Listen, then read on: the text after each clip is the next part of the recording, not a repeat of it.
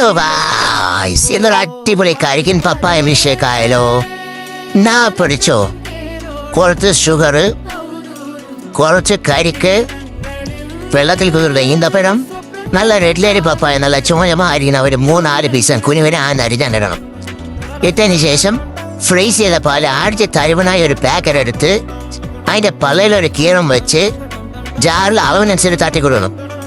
തട്ടിയതിന് ശേഷം ജാറിന് അടപ്പച്ച് മാറ്റി ഒറ്റയടി ഞാൻ സ്വേച്ചിന്റെ മിക്സിയിൽ വെച്ച് നല്ല തലങ് വിലങ്ങ് തെക്കും വടക്ക് നല്ല കറക്കിയെടുക്കും.